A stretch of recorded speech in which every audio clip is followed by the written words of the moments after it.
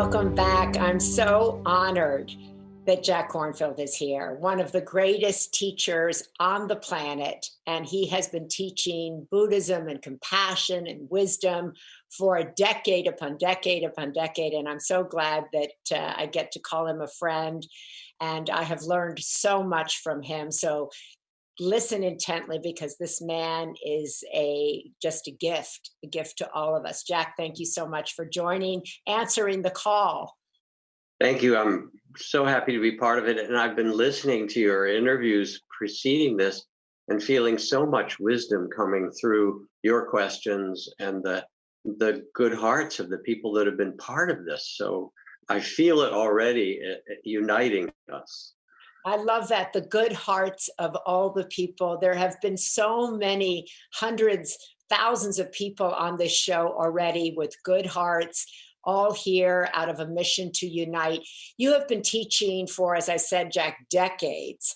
Do you find anything different about this moment? Do you find people listening differently? What does this moment mean to you? Let's get real. People are desperate. I mean, there's all different kinds. There's the line from Dolly Parton where she sings, "If the virus don't get you, the staying home will," Yeah. And there's all of that. The struggle people have who've been sequestered or home with family or home alone.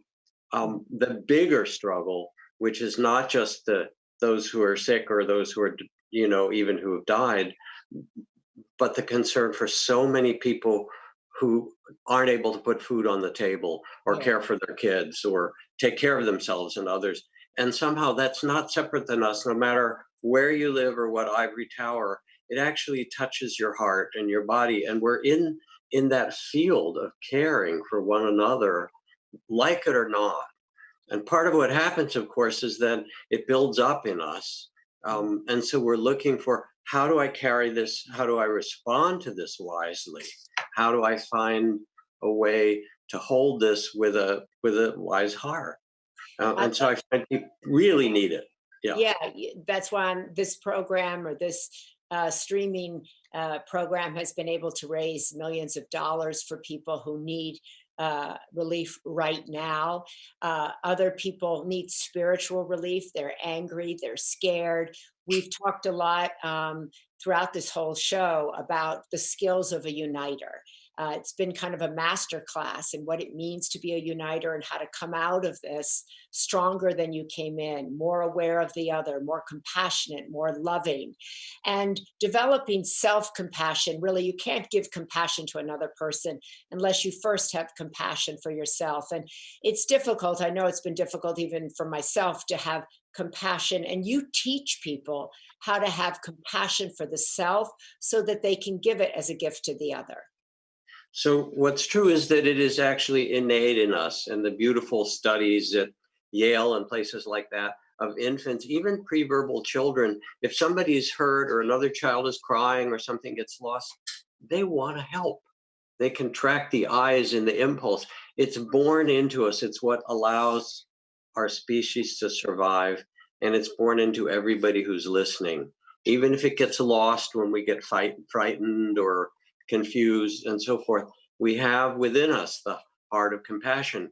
And when a baby's born, our first response is to love them. And when a dear one dies, our last gesture is to hold their hand with love. This timeless love is really what matters to us, who we are. Then the important thing is that there are ways to return to it. We get so busy, or we get now activated and frightened. So how do we do this? And there are three things that are needed: attention, compassion, and then a vision that can extend that or spread it. And it starts with ourselves. So I'd love to teach a practice, because we've heard so many beautiful words, but how do you do this? Go right ahead. When I sit in meditation or just quietly at the end of the day, this really helps me. So for those who are listening, let yourself quiet down for a bit. You've taken in so much beautiful music, so many words of the heart. And let your attention come back to bring your body and mind together just where we are now. If you're comfortable, even let your eyes close. And notice with the kindest attention the state of your body. And you can notice the areas of tightness or tension that you carried, the fight, flight, or freeze, because it's such a difficult time, the anxiety. It's all stored in the body. And as you notice all that your body has been carrying, very quietly, tenderly, you're paying attention. Let yourself feel it all and wrap it with compassion, because your body's been trying to protect you and carry you through this difficulty. And with your compassion, you can say, thank you. Thank you for trying to protect me. I'm okay for now. And even as you say it, your body can soften and sense that you are okay, that there's something bigger than all the fears and the tension you carry. And that is the space of love. That is who you really are.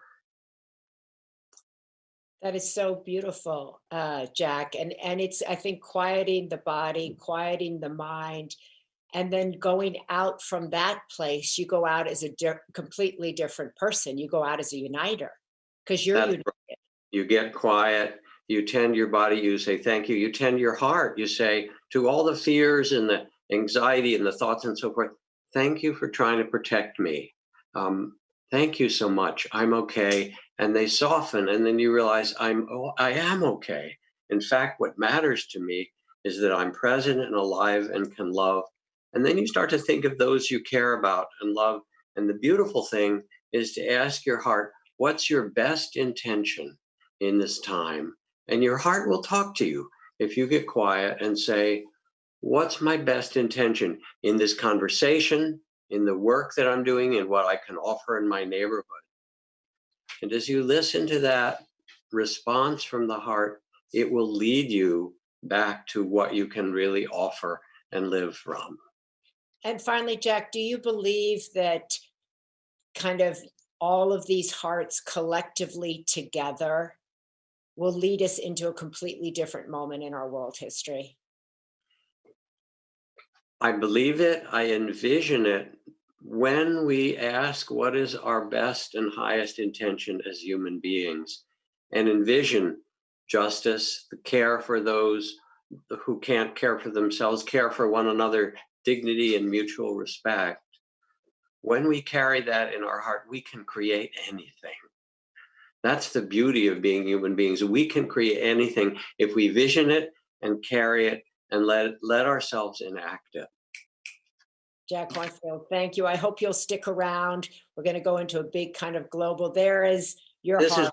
beloved Trudy. She also is a teacher, and there's all kinds of wonderful practices on Insight LA, which is her community, insightla.org or jackkornfield.org. Great ways for people actually to keep these practices in their hearts and use them every day. So, Greatest act of self-compassion. Thank you. thank you, Maria. Judy and Jack. Trudy and Jack, thank you. I love both of them. They're so kind, they're so loving, and they're devoted and dedicated to service and to making other people loving, kind, compassionate, loving of that of themselves and others. So thank you both. Thank you.